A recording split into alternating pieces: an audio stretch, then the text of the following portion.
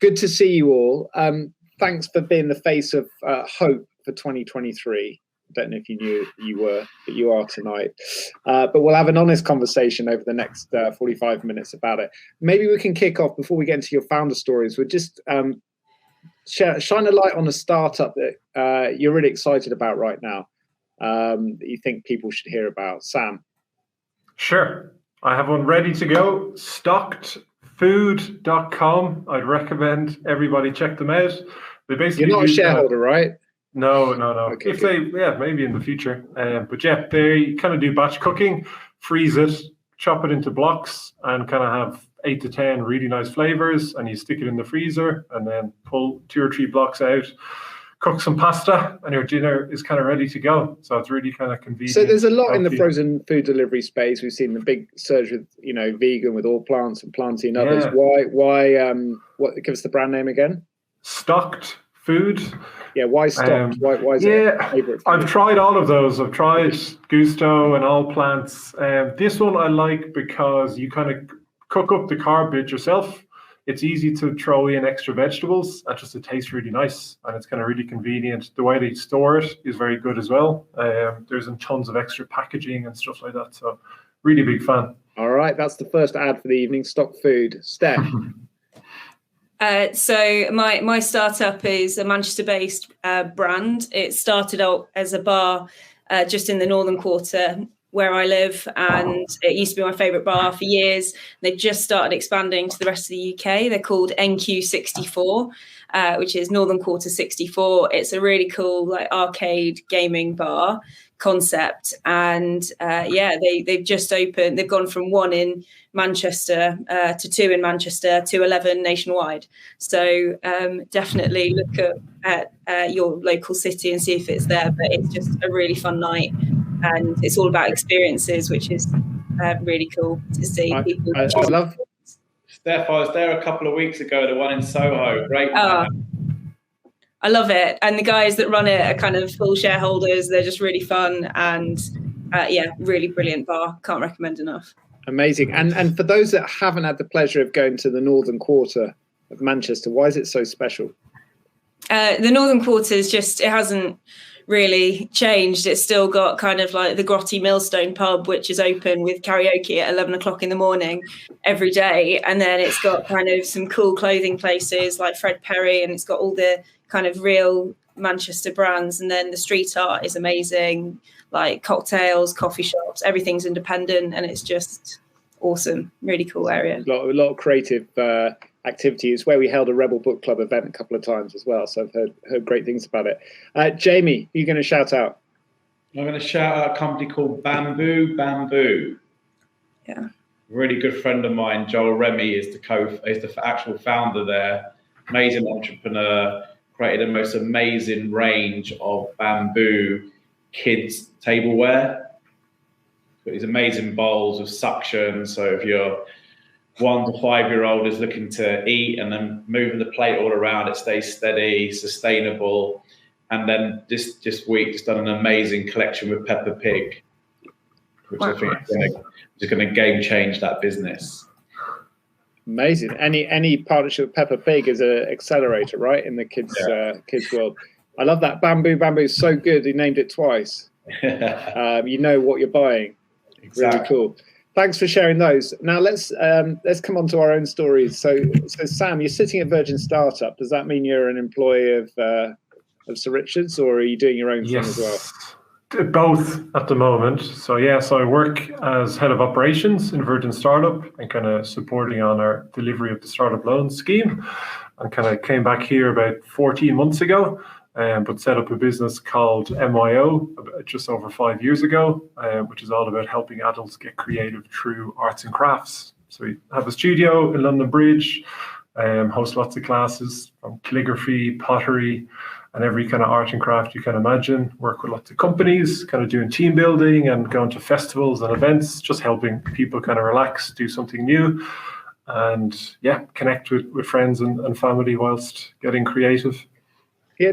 Now, when you hear this, and you've said all of that, like, it's one, a piece of cake, and two, it's easy to build a business like this. But like grown-up arts and crafts for grown-ups, so it just sounds like for most people the idea of like a good time. But you've managed to turn it into a business. So where did the idea come from, and where have you got to as a business?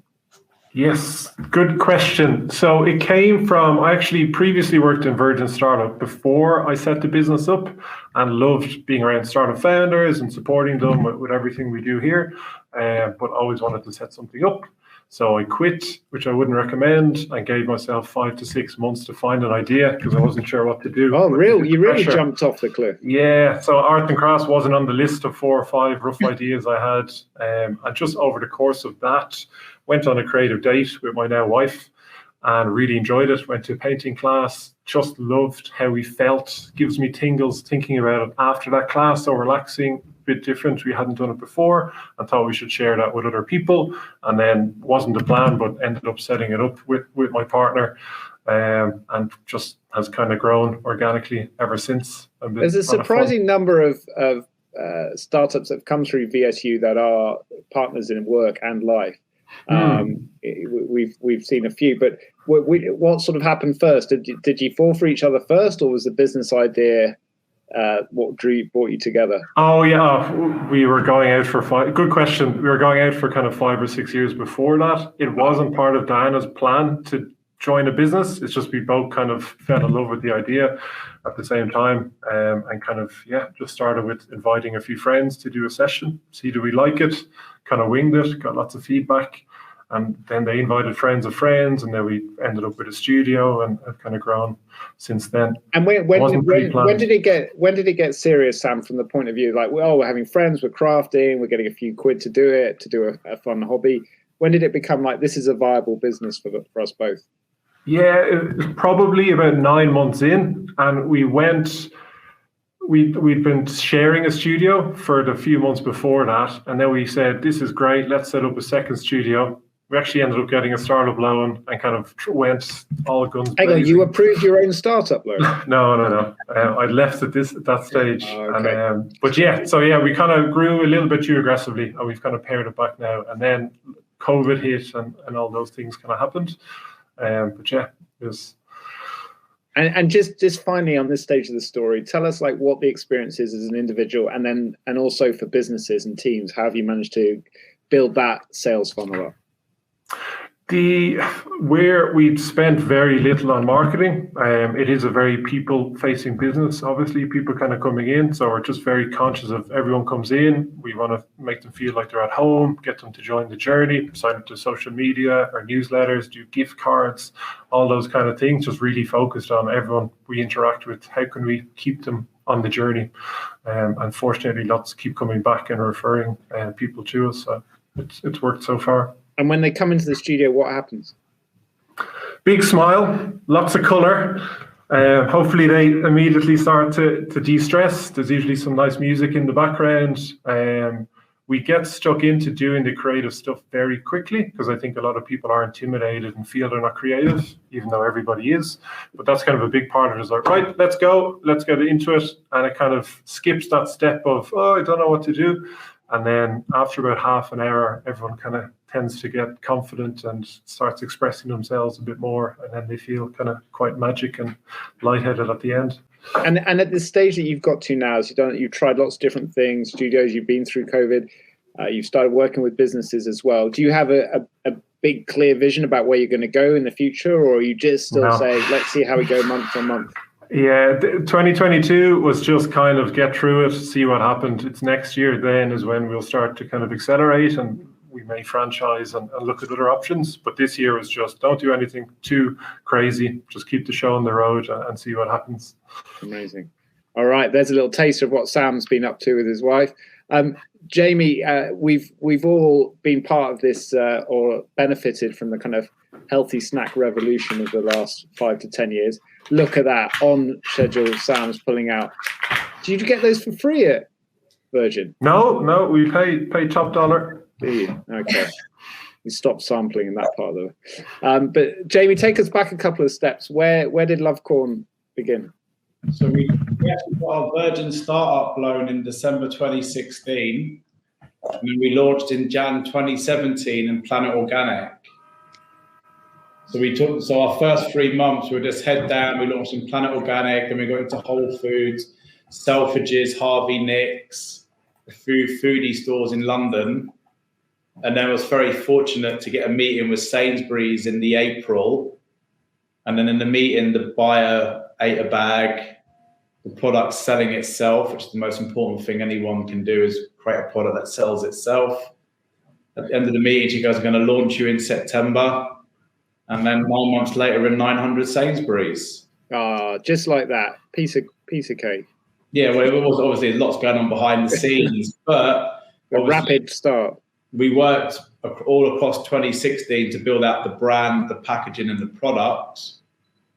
So by the time we had that meeting with Sainsbury's in the April, we were kind of ready to rock. But obviously behind the scenes, there was a lot of stuff went into it before we had that meeting. And was your background in this space, or did you have to learn? My background was selling advertising, media, sales. But brought a lot of that mentality into food and beverage, with how we did our packaging and created like a billboard, how we pitched to Sainsbury's, how we built a relationship with them. So yeah, just brought a lot of that mentality into the food space, and we have that mentality of relationship building with our suppliers, our retailers, our customers, and just about building that direct connection with them. And with those early sales, Jamie, would you say like how much of it was the quality of the product? I mean, there's so many great snacks out there, right, to compete with, versus the story and the brand that you were building that won the most. Doesn't matter. The only thing that matters, food and beverage is probably one of the most brutal industries. That if the product's not amazing, you're not going to get away with it. So we all know in the phone space, Apple doesn't have the best phone, but you compromise that because it's the brand. In food, you can't compromise the product. No one's ever going to buy it again. It's funny, I was just having this conversation literally an hour ago about salt and vinegar, because we were launching with Sainsbury's in the March of 2020, and what we signed off at our kitchen table and what got produced at scale wasn't right. Okay. So I had to pick up the phone to Sainsbury's and go, "Look, we're going to have to launch late because the product doesn't taste to the standard that we want." A lot of other brands would have just like, "Let's still launch and we'll fix it later."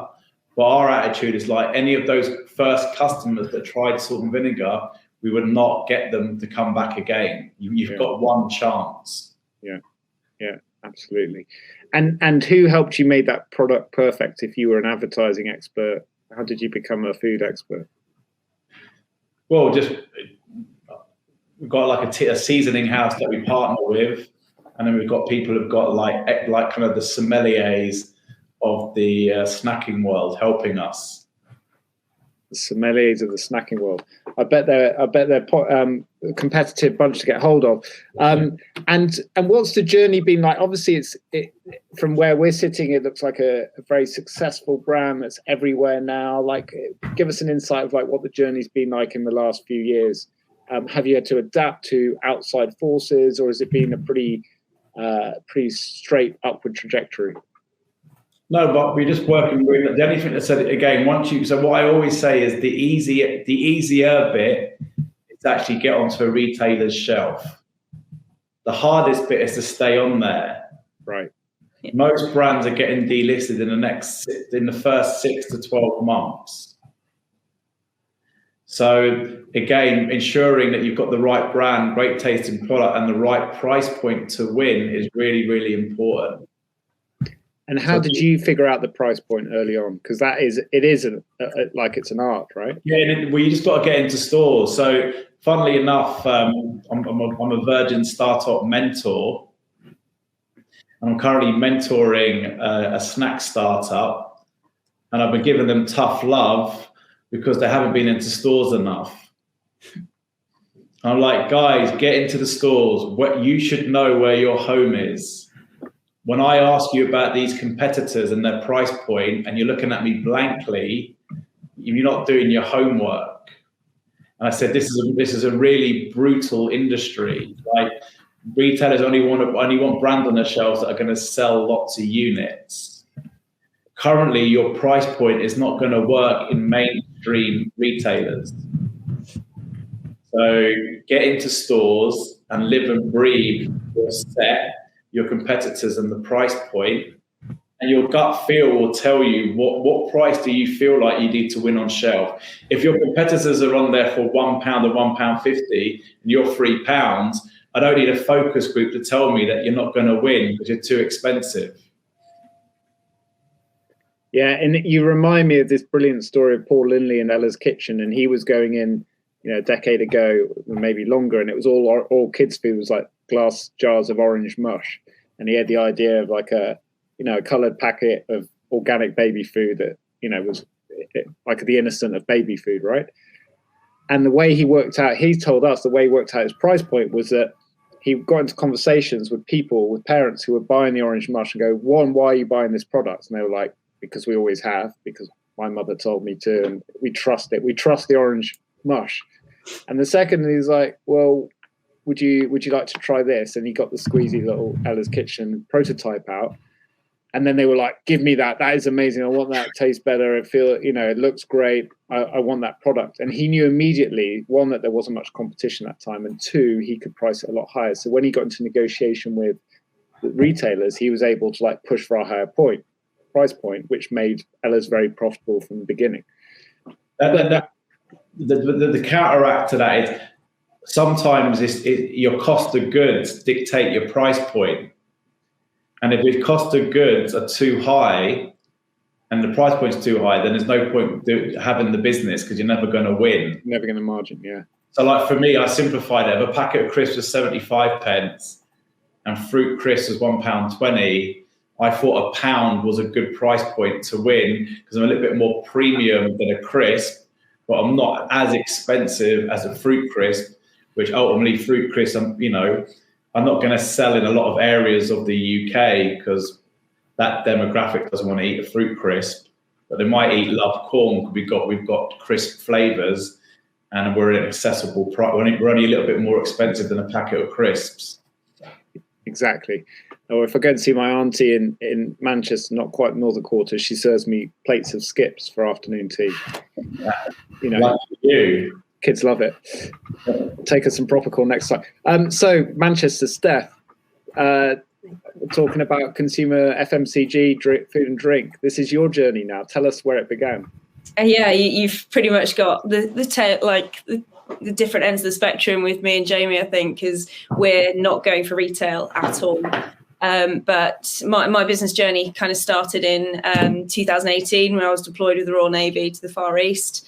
And I kind of fell in love with the food and the culture and the people. And they have this like really exciting cocktail called a Chu Lo, which is like fruit juice, a spirit and water. And it's really sour. It's really customizable. And it's available in every store in Japan. And it's every flavor you can imagine. And so when I came home, I was like, where can I get that same kind of sour kick? And when I couldn't find it, I did the entrepreneurial thing of kind of doing it myself.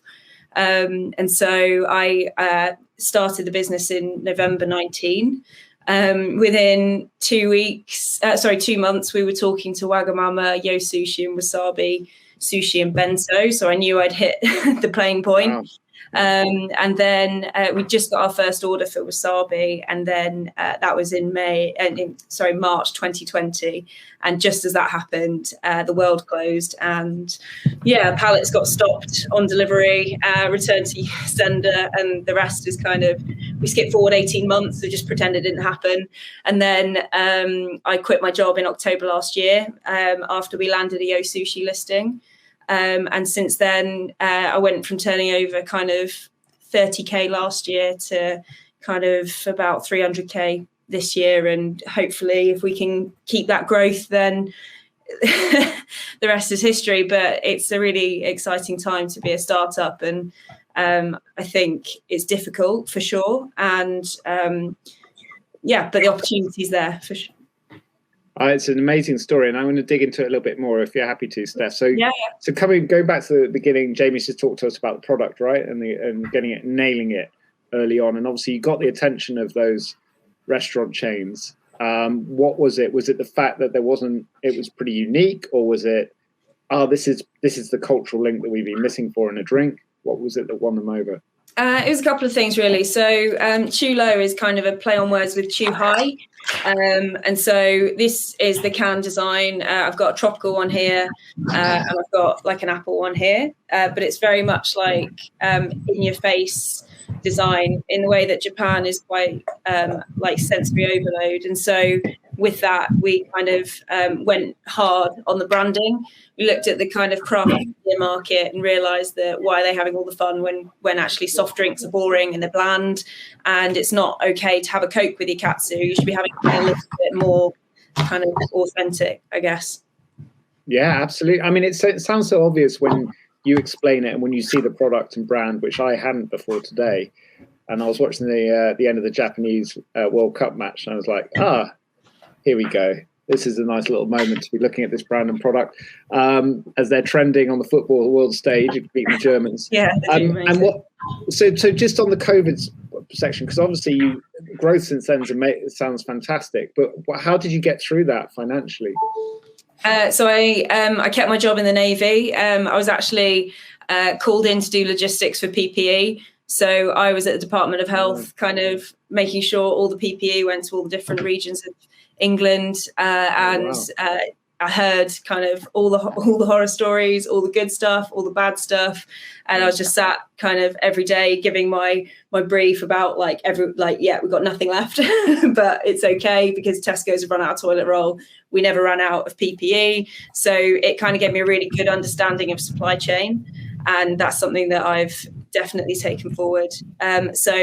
I de-risked the fact that no one was buying goods by keeping my job.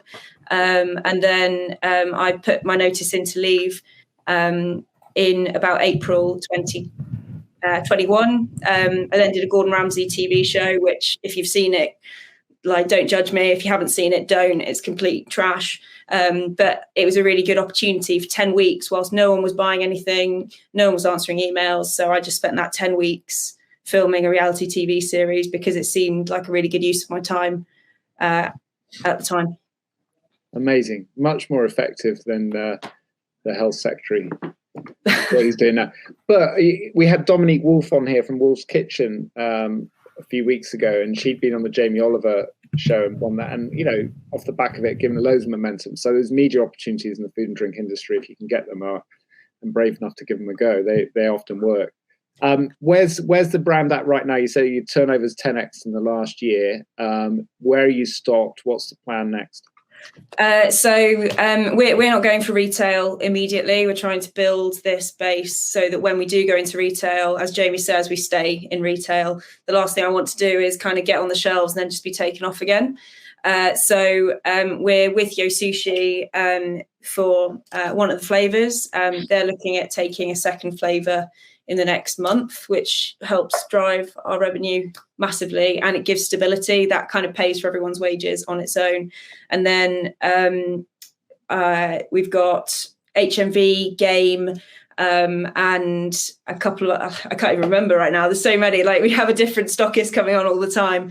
NQ64, very cool gaming bar. Everyone go there, buy Chu Lo.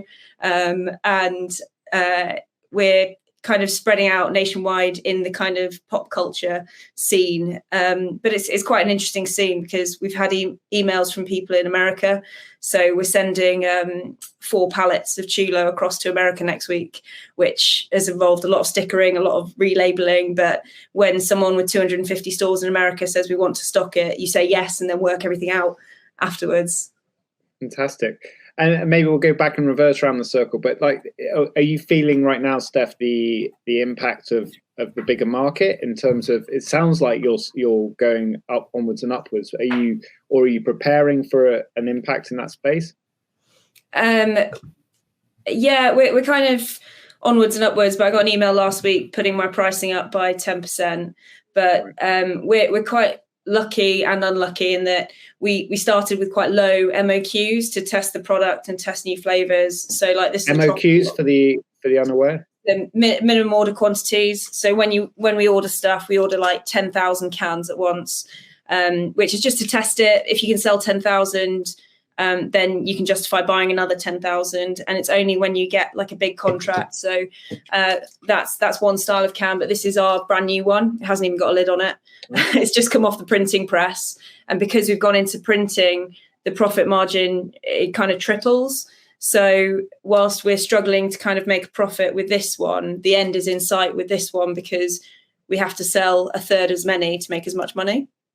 So that's the most exciting thing right now, is that we're going from kind of like a 20-30% profit margin to kind of like a 60% profit margin, which is just super exciting. Got Jamie's attention, I can see. He's like, this is good. Does this mirror some of the journey you've been through, Jamie? In terms of the product, have you expanded tell us a bit about how you've expanded the Love Corn products. We've just been laser focused on crunchy corn, and then we've just developed 6 mainstream flavors. And reality is that the retailers don't have enough shelf space to bring on more than 6. So we're just going to keep going and focus on them 6. And look, 99 in our little world, people have heard of Love Corn, but the reality is 99% of the population hasn't. So when they discover Cecil or barbecue for the first time, that it's still new product development for them. So for us, we're just keeping it simple and focus on the mainstream flavors. So like when we launched in 2017, we had 3 flavors. We then found out that people are buying us as an alternative to crisps. With that insight, then we developed salt and vinegar and cheese and onion. So we've got 5 amazing savory flavors. Sainsbury's are like, look, guys, we don't really need another savory Love Corn. We've already got 5 on shelf. But if you develop a sweet one, we would be interested. And that's how chocolate came about. Chocolate we launched this year with Sainsbury's, Tesco's, Ocado, and WH Smith's. Fantastic. And the bigger market forces, so the war that's happened this year, the economic recession we're in, has that impacted your supply chains? The cost of your ingredients? So like supply is good. Our cost of goods have gone up. Right. We haven't passed any of that on to the retailers yet. Maybe that's a bit foolish, but we need to be mindful that then our recommended retail price will probably go up. And so we just need to be thoughtful of that, because in this current climate and going into a recession, cost is going to be even more important to our consumer base. Yeah. But at the same time, every single person in our set, their price has gone up. So maybe we're overthinking it, and maybe we just need to go with where our category's gone. And these prices are going to be the new norm anyway. So that's what we're working through at the moment as a business, just doing some analysis on what we do with our costs. And my sense is from, this community that we see a lot of through Virgin Startup, of these amazingly creative FMCG, especially food and drink products. They have a hardcore following. I remember having Pip and Murray at an event years ago at Escape the City, with Pip and Nut jars, and literally people in the room going, "Oh my God, I'm so excited to talk to Pip like she was a superstar celebrity," or she is a superstar. But because they loved this food product so much, and I'm sure you have those people at Love Corn and Chu Lo as well. So is your sense like, oh, we'll always keep hold of these people because we know we've got a strong core tribe? Or do you know that? How do you judge where it's going to go? Because these are big decisions, right? You've got to make about pricing when you're in these retailers. How much of it is still your gut versus? No, so this next phase of the business now is that we do need to start looking at data and category data, because we need to now understand, like, the days of Love Corn being the buyer loving Love Corn because they love the packaging and they love the brand and they love the products gone. Like, people want to know now how big can this become? Yeah. Where does our rate of sale, like how much upside is there on our rate of sale? So this is where data comes into play now. So like I always say, like the last 6 years was our primary school years, and 2022 is our first year of secondary. Okay. So you're starting again at the big school. Yeah, so we're just resharpening our getting our pencil case in order for secondary school. Amazing.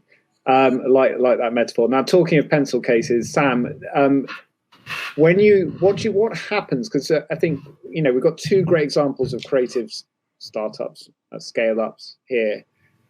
When you get people in that creative space at MYO, what happens to them? Because it feels like, in terms of you're actually providing a mental health service to people, and that's what's really scalable and exciting about your and your wife's business. What happens to people when you get them in that space? Yeah, kind of touching on what I mentioned before, like a lot of people tend to come in a little bit hesitant. They might be dragged in by their partner, or a friend might have booked it and they brought 3 or 4 friends along, or we do lots of hen parties and birthdays. So a lot of people wouldn't necessarily have booked it themselves. But making them feel welcome, making them feel at home. People can BYOB, so they can bring alcohol if they want, or we'll make cups of tea and stuff. Just make them feel, okay, this is a nice kind of pleasant place. And then skip the first step quickly, or run through the first step quickly, so they just get stuck into kind of making what they're making. And then kind of the magic just starts to happen. People really relax into it. They're very chatty. It feels like they discover a new side of themselves, and kind of, again, going back to the feeling I had with the painting session, because I hadn't done creative things before that since I was a kid. It changes your perception of things for a couple of hours after, or maybe a few days after. You just feel lighter and a bit more confident. And I should say as well is that probably 70-80% of the creativity, it comes from the person, and then it's 10-20% encouragement from the kind of host, as we call them. It's not really a teacher, we call it kind of a host. Like just being supportive. It's amazing what people kind of create and bring home with themselves. That's fantastic. As we've been chatting, we've got Alice saying absolutely part of the LCA. Is that an official thing, Jamie? Sorry, say that again. Do you know what the LCA is? Did you know it existed? LCA. Love Corn Anonymous. You're like Lady Gaga with her monsters, or whatever they're called. There's an LCA out there. So the fan clubs exist. So there's a couple of questions coming in around fear of starting now. So you've all done it. We know lots of people have done it, but put yourself back in the shoes of having the idea right now. You look out the window, recession, a lot of upheaval in the world. It's like, is now the right time to be starting? How would you approach that situation if you were in it now, Steph? I don't think there's been kind of a better time to take a risk. I think it's an employee's market at the moment. So if it doesn't work out, then chances are you can find like a part-time job, or you put yourself back into full-time if you need it. And Fabrice, your story is amazing. And I think if you've got those savings aside, then work out how much. So before I left the Navy, I made sure I had 6 months without being paid to cover myself and my savings. And so I got to 6 months, and then at that stage I was able to pay myself. So work out when you're going to be able to pay yourself, how many windows you're going to have to clean to get there, and then do a roadmap to get there in half the time. And then it will probably take you 6 months, and then you'll be there.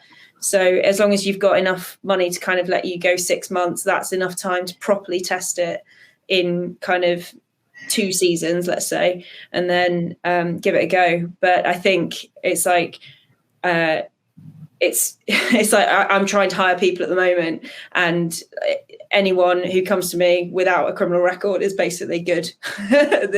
Like a driving license and no criminal record. Recession? What roles are you looking for, Steph? We can see if we can help tonight. We're hiring for a sales person, Northwest preferably, but it's kind of probably junior level and mid-level salesperson who likes TikTok, please. amazing opportunities for people who've been accidentally playing on TikTok for the last couple of years. It's like, help us, we don't know what we're doing, need someone to nail it. That's great advice, Steph, thank you. Jamie, if Love Corn disappeared tomorrow, would you go straight back into the startup game, or what would happen? Well, I'm not even. Yeah, Love Corn will be here tomorrow, so I'm just. Okay, well, let's go back before Love Corn. If you had, did you ever feel that fear when you started out? What helped you get going? Because I believed in the brand and the product, and we got a lot of traction early doors. Then the consumer testing gave me confidence. Yeah. But going back to the question, it's like lots of brands and products thrive within a recession. So of the people who are creating a brand and product, do their research, what are the winning products that do well in a recession? And they're one of them, then yeah, go all in. If their product is like a first mover advantage, go all in. If their product is never me too though, then I'd be very reluctant to launch in a current environment, because most retailers in any sector are very risk averse at the moment. Whereas like 2-3 years ago, most retailers were launching a brand that was on trend. Now they only want to launch brands and products that are going to shift good volume. So if they've already got a similar type product on shelf, they're probably not going to take a gamble and launch your product. Yeah, absolutely. Sam, you've been back and forth like many people have between working full time when you come out with startup ideas, going all on your startup with your partner, which is like, even some people would see as even more of a risk, coming back to this role at Virgin Startup while still working on startups. And I think it's much more common than people realize, this kind of life. I've certainly lived this life. And what's that like? How do you make those decisions? Is it purely financial each time? And how do you compartmentalize between those different roles? Very good question. So I guess, part of the reason, because my wife and I have kind of flip-flopped between working full-time in the business and kind of not working full-time. Part of it was financial, because we got married earlier this year. So kind of middle of last year, we probably wouldn't have been able to save literally enough money to get married. So I took the decision then to take a step back and came back to work here. So it has been partly driven by that. It's also partly been driven by being brutally honest. I always wanted to set something up, and I went a bit extreme. I was like, right, going to try set something up. It turned out to be this really good thing, and I love what it does, but it's not necessarily the thing that I breathe and think about, kind of like I'm sure Jamie and Steph do, like 50, 60, 70 hours a day. Love what it does. The people 50 hours a day? Or 50. I mean, these guys work hard. But yeah, Jamie's done it 45 hours today. So there's been a little bit of that also. So now my main focus with the business is make sure everybody that works there is really happy, really enjoys it, and to kind of keep growing kind of organically. So there's no real intention to go back into it full time. And to be honest, it works really well without me being there. I think that's another lesson I've learned, is I could be there 40 hours a week, but doing kind of half a day here and there has been just as effective, and making sure people feel supported and know what they're doing and what the vision is kind of helped with that. Yeah, but it's great to recognize that and then react to it. And just I'd love to talk just for a few minutes as we wrap up about our, how we manage our own lives and days. So, Steph, what does your working day look like? Are you a calm, organized person? Because you're building a successful business as far as we can make sense from listening to your story tonight, and it looks like it's going to go on to do great things. Are you calm? Are you well organized? Is everything going in a straight line, or how do you make this happen? I'm not organized, and I'm definitely not calm. Like, I think entrepreneurs as a kind of species aren't calm or organized at any point. But I kind of force myself to be organized, and I surround myself with people that are. Like, I don't think in straight lines, but my operations and customer service manager does. So when I say, it's like, we need pallets in this place, she's like, all over it. She understands what I mean, and she holds me to account. It's like, you haven't talked about the supply to this place yet. I was like, that's because I don't want to. And she's like, no, you have to do it. And surrounding yourself by people that make you accountable is really, really important to a good business. Like entrepreneurs on their own, it can make a good business, but to me, someone that's kind of keeping a log of every idea that I have and putting it in a tracker with a deadline is like the best thing for me. So I've got an action tracker, which has got dates that I have to do stuff by, and it turns red if I'm late. And it's those little tools that kind of help get things finished, because I'm very good at starting things, very good with lots of ideas, but not always the best at finishing them. So I have to make myself accountable to whoever it is I've said, you are in charge of me, please just like make sure I do my job. It's fascinating hearing that, because I think a lot of people will be nodding along who've been, tried build their own businesses, is that, you're a starter, but often, the CEO role, as you move into more of that kind of, right, we're operating this thing now, is not necessarily the same skill set. And the transition from founder to CEO, whatever title it is a tricky one, and it's then about how you hire, which you sound like you're doing really well. Jamie, has that been similar for your own personal journey, or is it different? Sorry, what's the question? In terms of like, do you have to hire lots of people who are super organized and focused, or are you naturally that person? No, similar. So I've got Charlie, who runs ops. She's the one who's amazing at Excel, putting in process and making sure that part of our business runs like a well-oiled machine. And I've got Lily in marketing, who's like super organized. She's all about checklists. So that overcompensates. I'm a bit similar to Steph, where loads of ideas, but then I need the team around me to help execute them and make sure they happen. Brilliant. And final question for this evening: when things get hard, as often they do, and it's different things feel difficult for different people, right? It's not always the same thing. What do you do? What are your tactics? What helps you get through it and come out the other side to keep building these brilliant businesses? Sam. Good question. I guess for me, my morning routine is really, really important. And this wasn't a thing I had at the very start. It was just, you wake up a million miles an hour. I felt like that for the first 2.5 years.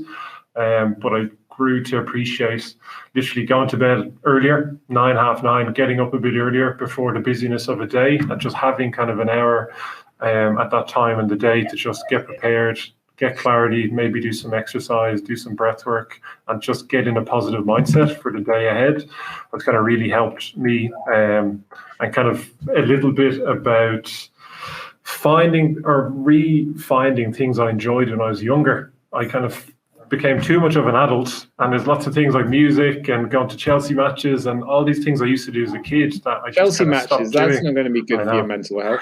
I know, it's poor season this year. But yeah, so that's kind of helped. It's just kind of looking back, what did I used to enjoy? I'm just trying to find a bit more time for that in my week, combined with getting up earlier and having that routine has kind of really helped me.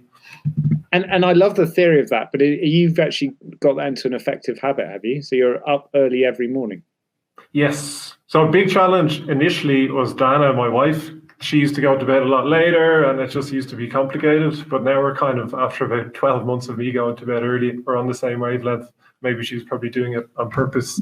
But yeah, it's just really nice to kind of have that routine now. And I just love the prospect of, if something serious dropped during the night, there's time before the busyness of the day to kind of sort it out. You kind of go to bed with assurance that, yeah, when I get up, I have time no matter what happens. And more often than not, nothing has happened and it's fine. But I kind of like that like that feeling. Wow. I want to come back in 10 years and see if you've kept that up, because you'll be a very wise. I've no kids, I should say also. That's a kind of, yeah, they can disturb those morning routines. Jamie, when the tough gets going, what happens? Well, I'm fortunate that I'm in business with my brother, who's my co-founder. So he's always there as a sounding board. And so, yeah, we kind of keep each other honest and give ourselves little pep talks if we're finding it challenging. but like for me personally, like, and I think for most of us that do our own businesses, when you do your own businesses, for me, it's not work.